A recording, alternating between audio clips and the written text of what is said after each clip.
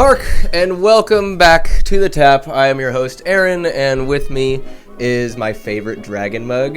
He was dropped sometime back, and unfortunately his nose fell off, and he's been looking like Artie Lang ever since.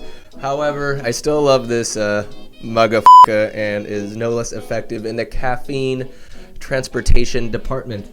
Getting all caffeinated up. It's the afternoon, and just gonna get nice and squirrely before I go and exercise after this. A little chest and tricep day. But we're not here to talk about that. It's gonna be one of those shorter pods where I just tell you a little anecdote, a little story, and hopefully you get something out of it. Or not, maybe just a laugh at the very least. I was hanging out with my father and little brother yesterday and watching the Kings game. They're playing against the Bulls, and we were just watching Benny the Bull. Their mascot was just going crazy. He's, if not the best mascot in the NBA, his antics and just the wild and crazy shit he does, it's just a flashback to when nonsense was okay, and it was just got me thinking of some of my favorite mascots and my just all-time favorite mascot moment, which sounds cheery and happy. However, it was quite devastating to the young child involved. No fault of mine, but we'll get to it. I'm a Sacramento Kings fan, so we have Slamps, and he's always been good. Lucille from the Giants, whatever. She's a seal. They're by the bay. Hoo-hoo. And then the Vikings, Minnesota Vikings, they just have their Viking guy. I'm not sure what his name is, but God bless him. Skull. But today, we are talking about the Sacramento River Cats, the AAA baseball team for the Giants. Their mascot's name is Dinger, and kind of a portly mascot. I prefer mascots that allow the person inside to really move and do some crazy stuff. I've seen some awesome slam dunks and other spectacular acrobatic antics.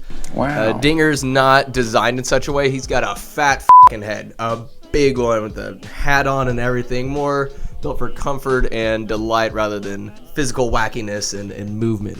Comfort, not speed, I'd say, this guy. Side note, I was actually a mascot at one point. I was the Solano Thunderbird. Shout out to the Solano Thunderbirds when that stadium used to be there right next to the Nut Tree in Vacaville. But anyways, back to Dinger. I want to say I'm about 12. I'm with my dad and my brothers, and we go to a Sacramento River Cats game. And in between innings, if you're not familiar with baseball, there's funny little shenanigans, little traditions and games they play. There's races, there's raffles, there's the 7th inning stretch. But in this case, we had a race amongst children from first base, looping around all the way to third base. Not too far, no danger involved, just an honest foot race amongst the kiddos, with Dinger being there to support and invigorate them in this competition of speed. Oh, let me tell you. So it goes on. I'm paying no never mind. I'm like, all right, kids racing, whatever. I could beat them, right? Yeah. The kids, there's some are slower, some are a little scared. There's some kids that are just rounding second, go to third, like they win. And Dinger's trying to get this little girl coming along. The kids are just, it's hard to entice them to get with the goddamn picture, kids. You're f***ing racing. Dance for me, monkeys. So little girl rounds second, and Dinger is looking back because there's another slow / kind of scared kid, and Dinger is looking left like, come on, kid, you can do it. Come on, kid. They're at the shortstop area. He's looking back, beckoning the child, faster. Come on, you can do it, buddy. I believe in you. So does the crowd. Unbeknownst to Dinger, with his head turned, there's a slow-ass little girl kind of trotting along, way too slow in Dinger's path. And the fucking mascot, Dinger, runs over the little girl, trips and falls, and I remember seeing that fat fucking head hit the dirt and tumble around. The grounds crew had to go help him up. The little girl is just in tears. The parents come scoop her up. They give her 2 free baseballs. And this one is, I want to say, about the 4th or 5th inning. And Dinger is no longer present for the rest of the game. He was gone. Just shame. It was fucking hilarious. And I hope that it didn't scar the little girl nor the person portraying Dinger. But god damn, that was something, I mean, I remember to this day. So funny. Not meant to happen. It was very unfortunate, but so fucking funny. The demise of others. Dinger, just that head smacking against the dirt, just completely unaware this slow-ass kid was just fumbling along, got her way to third, and the guy just ran her over. It was hilarious. The kid was okay. Can't remember if the River Cats won or not. It's inconsequential to the story, but just f***ing funny. No other mascot story really compares. Just remember, Slampson's cool, and they're like living cartoon characters. When you're younger, it's like, oh my god, look at them. They're real, they're here, they're 3D. I can touch them, they can give me free stuff sometimes. Yeah, that's the story. It's a quickie, story of my life, a quickie. There's also, I want to introduce a new sound effect to the tap family of sound effects. I go on iFunny, and sometimes they have these gems, these videos, and there's just it's this one angry British guy in his car, and he's just going down this cobblestone road, and there's this old ass lady with two crutches, little like Timmy from South Park, those crutches, and she's just slowly going along, similar to the little girl who got ran over by Dinger, and the guy's like, fucking move, and it's just hilarious. British people getting angry is the funniest thing ever, and he was getting salty, and she turns around like, fuck all, and they're just yelling, and he says some choice words, and here they are. Here's a little clip of it. You fucking bitch! You just assaulted me, you cunt! You fucking bitch! It's so funny. It's so awful, and I think British people and Australians can drop a C-bomb a little more liberally than over here in the States, because it does take venom. If you're looking to end a relationship and burn a bridge, drop the C-bomb. It will never fail, you fools, if you're so daring to say that to a woman. God damn. You just assaulted me, you cunt! Bigger. I don't know if it packs the same punch over here as it does, or over there as it does over here, but man, I will use these sound effects with the utmost respect and responsibility. I fucking love it.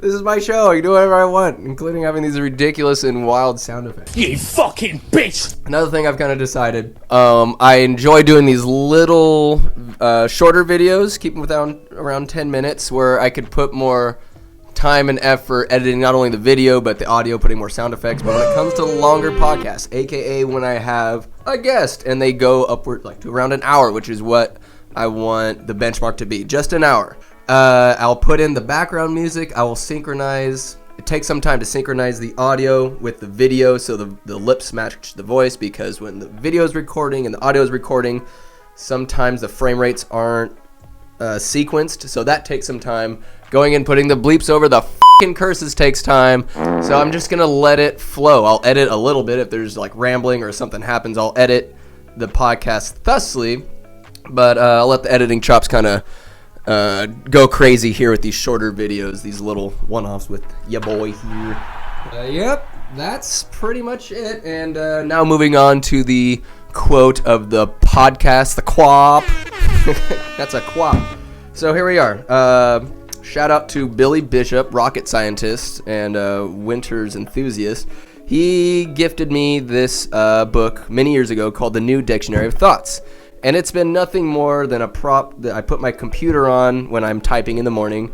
But within these, these hardcovers is a book filled with dope-ass, awesome quotes. And you look up a word, and under that word, there's not too many, but there's just random quotes throughout time from various scholars, thinkers, philosophers, what have yous, writers. And it's just so cool. So I'm just going to... let's see if Mascot is one of them. Oh, shit! Oh! Turn up! On page 409, I just found a $100 bill. I swear to God, I did not know this was in here. What the f***?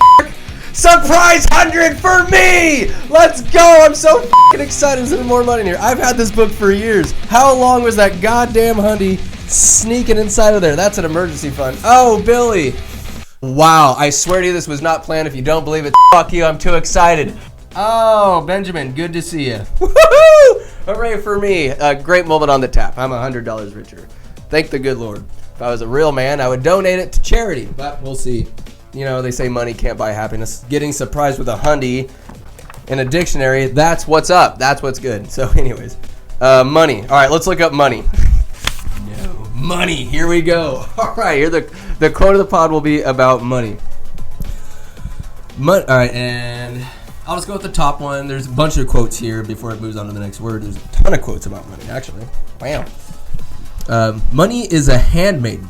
If thou knowest how to use it, a mistress if thou knowest not. By Horace. Money is a handmaiden. If thou knowest how to use it, a mistress if thou knowest not. Don't f*** yourself with it. It could screw you over, or it could be quite the boon to your life. Let's get another one here. Put not your trust in money, but put your money in trust. Wow, O.H. Holmes. Those are good. Those are great. Couple of money quotes for you. There's some good stuff in here. One more for you. One more. Quaps. We have multiple quotes of the pod since $100. Let's go. It's good to have money and the things that money can buy, but it's good too to check up once in a while and make sure that you haven't lost the things that money can't buy. George Horace Larimer. Good stuff. So wow. So excited I am to receive this money. Now comes the real test. How am I going to spend it? What am I going to do with it? Maybe that will be, I don't know, maybe this can be an ongoing thing. What do I do with this honey? Should I invest it? Should I make something happen with it? I don't know.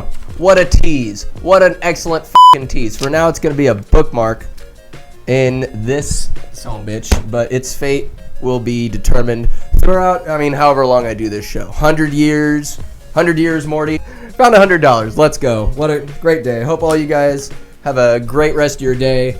Until next time, you guys, I love you. Have a great day. Bye-bye. Bye. You lose! Good day, sir!